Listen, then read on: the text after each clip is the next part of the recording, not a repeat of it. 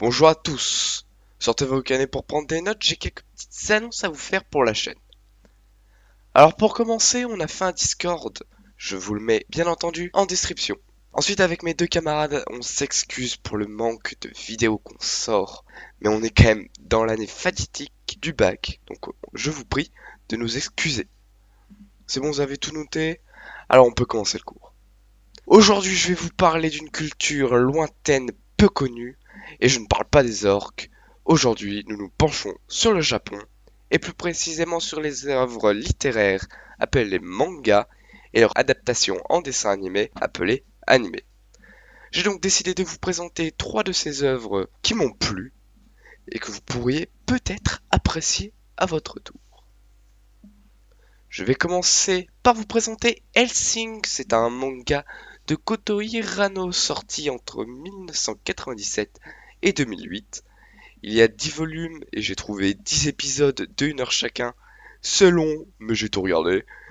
C'est un shonen d'action et de surnaturel qui raconte les combats d'Alucard, de l'organisation auquel il appartient, contre différentes menaces surnaturelles, comme par exemple les vampires. Je vous laisserai donc découvrir le personnage d'Alucard et des aventures autour de lui. Je vous mettrai les liens en description. Continuons avec Belzebub. C'est un shonen de Ryuhei Tamura qui est publié entre 2009 et 2014. Il est composé de 23 volumes papier et de 60 épisodes. Lors de ce manga d'humour, vous suivrez les aventures de Tatsumi Oga, une racaille impliquée malgré lui dans des contrats avec des démons. Je vous conseille d'aller y jeter un coup d'œil et j'espère que vous passerez un bon moment devant, tout comme moi. Les liens toujours en description.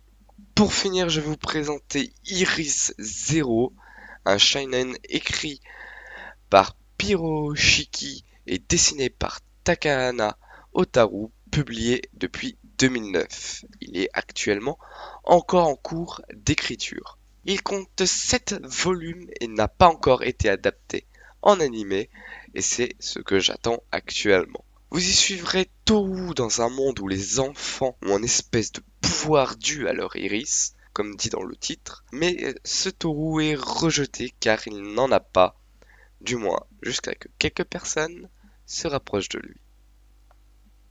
Voilà donc ce qui conclura ce cours. Notez bien les devoirs qui s'affichent maintenant au tableau. Et moi je vous dis à la prochaine.